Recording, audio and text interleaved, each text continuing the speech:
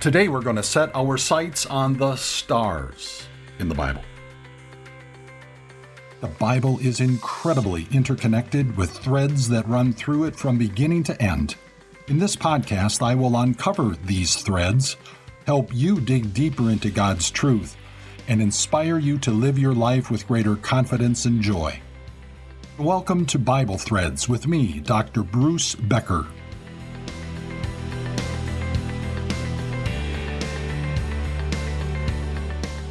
So what comes to mind when you hear the word stars? It's a word that is used in different ways. There are the stars which dot the nighttime sky, and there's a lot of them. Do you know how many stars astronomers estimate are just in our own Milky Way galaxy? According to NASA, there are 100 billion stars in the Milky Way on the low end and 400 billion on the high end. The sun in our solar system is just one of those more than 100 billion stars. That's incredible to think about, isn't it? But the Milky Way is just one galaxy in our universe. There are many more. In fact, astronomers estimate that there are 100 billion other galaxies in the universe. So let's do a little math. If we estimate that each galaxy has 100 billion stars, and there are 100 billion galaxies, then the total number of stars in the universe is about 1 septillion. That's the number 1, followed by 24 zeros. Try to wrap your brain around that number. Bottom line, there's a whole lot of stars in the universe.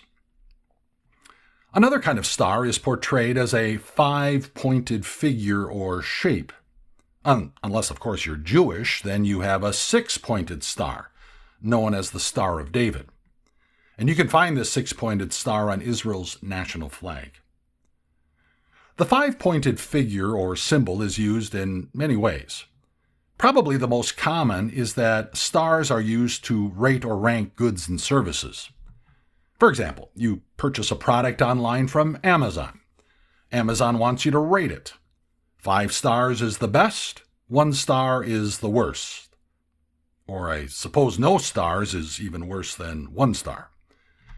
This 5-star rating system is also used by Google, for example, to rate restaurants, movies, hotels, websites, you name it. The word star is also used to describe people who excel in their field of work. There are stars who excel in business, in sports, in entertainment. There are 5-star salespeople, 5-star teachers, 5-star realtors. Just name the profession and you will find that there are stars in that field. So you see, the word star is used in our English language in a variety of ways. That's also true in the Bible. For sure, the Bible speaks about the physical stars in the heavens, but it also speaks about stars as objects of worship, as a metaphor for God's Old Testament people and God's New Testament people. In addition, the Bible also speaks about stars as signs of the end times. And there's a special star mentioned in the Bible, and we'll get to that later. Let's start with the physical stars. Keep in mind there are 1 septillion of them, give or take a trillion. We first hear about these stars in the opening chapter of Genesis, when our Creator God made them. We read, God made 2 great lights, the greater light to govern the day, that was the sun, and the lesser light to govern the night, that's the moon. He also made the stars. To truly appreciate the stars in the nighttime sky, one needs to go to a place far from city lights. I've experienced this in the Northwoods of Wisconsin several times, and in the Rocky Mountains last summer. There are places where you can go to look up into the sky and just marvel at the stars in the galaxy. You can even see the milkiness, if that's a word, of the Milky Way. And if you don't know what I'm referring to, check out some pictures of the Milky Way. And then go find a place where it's really dark. It's an incredible sight to see in person, even without a telescope. There are many references in the Bible to the stars in the heavens, but there are two I'd like to focus on. One is from the book of Job, chapter 9. Now, we don't know exactly when Job lived because there are no references to other people or places or times in the book. Some scholars think that Job lived after the flood, but before Abraham. Other scholars think he lived after Joseph, but before Moses. And still other scholars think that he lived during Moses' lifetime. We really don't know. But I think there are a couple of indicators that suggest Job lived before Abraham walked this earth. One indicator is that Job made sacrifices to God. That suggests he lived before the descendants of Jacob became a nation, when only the priests from the tribe of Levi made sacrifices. Another indicator is that Job and his family lived a long life. Job likely lived more than 180 years. That lifespan is more consistent with an earlier time in the Old Testament. If you pressed me on this, I'd lean toward Job living before Abraham. And I forgot to mention that Abraham lived about 2,000 years before Jesus was born. Anyway, back to chapter 9. Job made a confession about God and his creating activity. Job made reference to 4 different constellations in the galaxy. This is what he said. He, referring to God, is the maker of the Bear and Orion, the Pleiades, and the constellations of the south. The Bear is also known as the Ursa Major, or the Big Dipper, a constellation of 7 stars located in the northern sky. Next, Job mentioned Orion, a constellation named for a hunter. It is one of the brightest constellations in the southern sky. The third one that Job mentioned was the Pleiades, 7 large stars that later Greek mythology would name as the 7 daughters of the god Atlas, who was thought to hold the earth and the heavens on his shoulders. The last constellations that Job mentioned were simply the constellations in the south. You know what is remarkable to me is the depth of knowledge about astronomy that Job had. The second passage is from the Psalm 147. The psalmist says, "He determines the number of the stars and calls them each by name.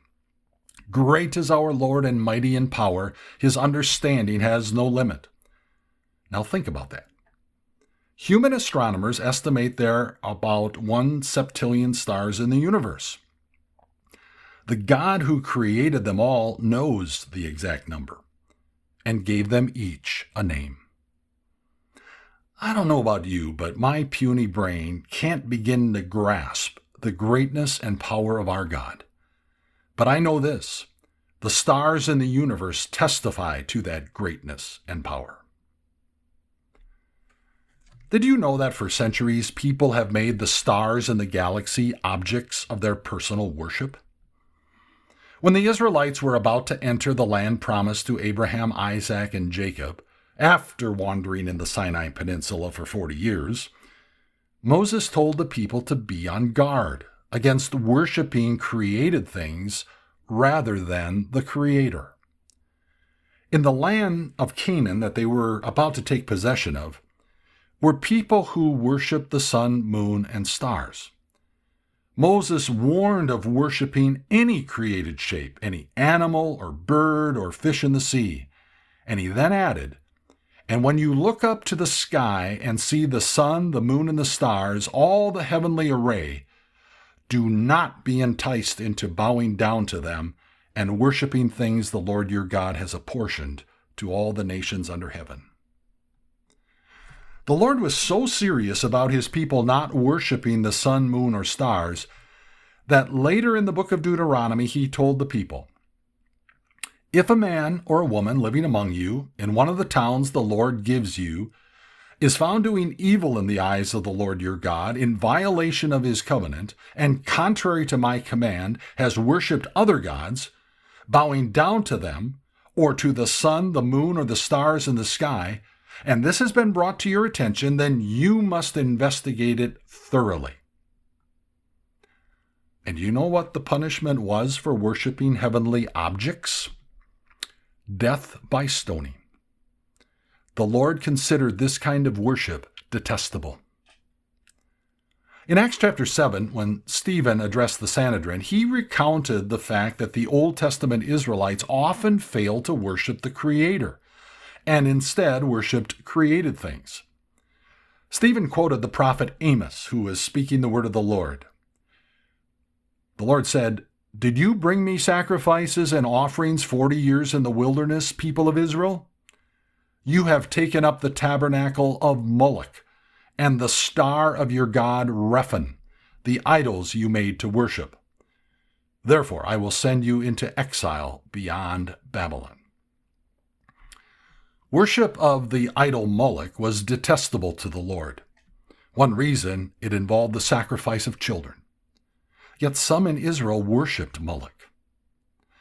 Stephen's reference to the star of the god Rephan is considered by many Bible scholars as referring to the planet Saturn. Now, Saturn was worshipped by the ancient Egyptians. So it seems likely, or at least possible, that the Israelites had learned about worshiping Saturn while they were slaves in Egypt. Because the Israelite people worshipped created things rather than the Creator, God would one day exile them to Babylon, a culture that also worshipped the stars. You see, God created the stars in the sky, but He never wanted His people to worship them. Yet today, people still worship the stars. It's called not the scientific discipline known as astronomy, but rather the pseudoscience known as astrology, which is no science at all. Did you know that there is an Eastern Hindu astrology alongside a Western astrology? With both versions, there are 12 astrological signs or sectors, 30 degrees each, that make up the Earth's 360-degree orbit around the Sun. The signs begin on the first day of spring, which is called the vernal equinox. Aries is the first sign, followed by Taurus, Gemini, Cancer, Leo, Virgo, Libra, Scorpio, Sagittarius, Capricorn, Aquarius, and Pisces. These 12 signs or segments are known as the zodiac. Each sign was named after a constellation of stars that the sun moved through while crossing the sky. But here's something interesting. Over the centuries, Western astrology segments have shifted out of alignment that they were named after. This is because of a phenomenon known as axial precession, which is just a fancy term for the gravity-caused slow movement of the Earth's axis. What this means is that the original constellation, for example, Aries, is no longer aligned with the original calendar date beginning on March 21st, the first day of spring. So what I want to know is how confident can people be who put stock in reading their horoscope when the stars don't even align with the day? People today still worship the stars, and I suspect God is not pleased.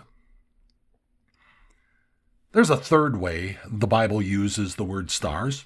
It's used as a metaphor for God's Old Testament people. In Genesis chapter 12, we are introduced to Abram, who would later be called Abraham. The Lord came to Abram one day and promised that He, the Lord, would make Abram into a great nation, through whom all peoples on earth would be blessed. By the way, Abram was 75 years old at the time, and he and his wife Sarai, later to be called Sarah, had no children. Let's fast forward to Genesis chapter 15, where we learn that Abram and Sarai still had no children. So Abram decided that he would make one of his servants, a man by the name of Eliezer, his heir. The Lord came to him in a dream and said, "Abram, not so fast." The Lord said, "This man will not be your heir, but a son who is your own flesh and blood will be your heir."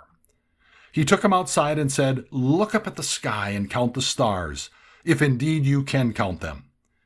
And then he said to him, so shall your offspring be. The Lord would repeat this star metaphor promise to Abram a second time, and then repeat it also to Isaac and to Jacob. God's Old Testament people would be as numerous as the stars in the sky. The word stars is also a metaphor for God's New Testament people, which includes you and me. The Apostle Paul, in his letter to the Christians living in the Macedonian city of Philippi, wrote this, "Do everything without grumbling or arguing, so that you may become blameless and pure, children of God without fault in a warped and crooked generation. Then you will shine among them like stars in the sky as you hold firmly to the word of life." Christians are like stars, a shining beacon of light in a world darkened by evil and violence. This passage also reminds me of what Jesus said, "You are the light of the world." In the book of Revelation, we find another reference to stars.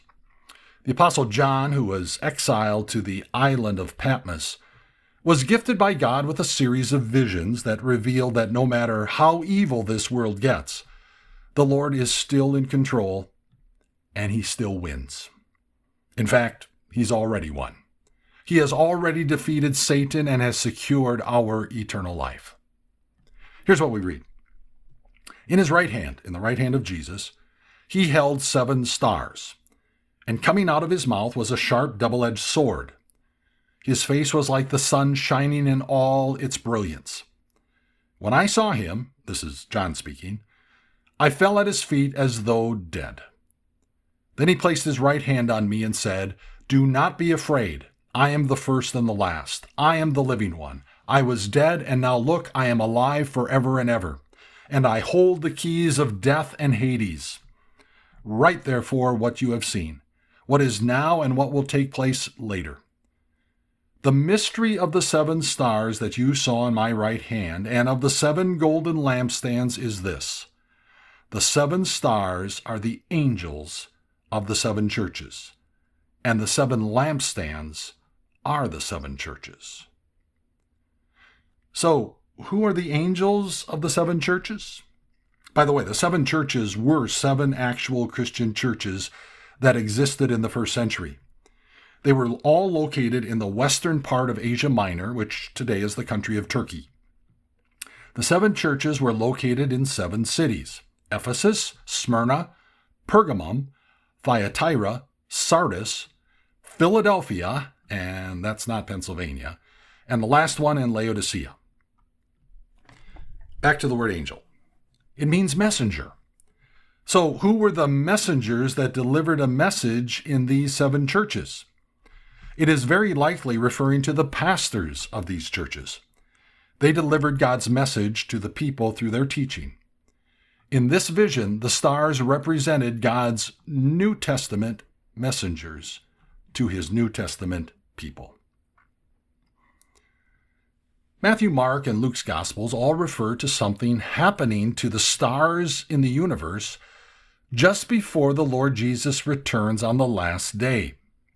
This is what Jesus said as recorded by Mark. "But in those days following that distress, the sun will be darkened and the moon will not give its light. The stars will fall from the sky and the heavenly bodies will be shaken. At that time, people will see the Son of Man coming in clouds with great power and glory." So, if you ever see stars falling from the sky, get ready. Jesus is about to return. I mentioned at the beginning of this podcast that there is a special star mentioned in the Bible, and it's mentioned twice. One occurrence is in the Old Testament, and the other is in the New. It's a special star called the morning star. So here is the big question for the day. Ready for it? Who is the morning star? Is the morning star Satan, or is the morning star Jesus? The answer to this very important question is yes. Let me explain. The first reference to the morning star as an individual is in Isaiah chapter 14. Isaiah wrote, How you have fallen from heaven, morning star, son of the dawn! You have been cast down to the earth, you who once laid low the nations. Now, I read this from the New International Version.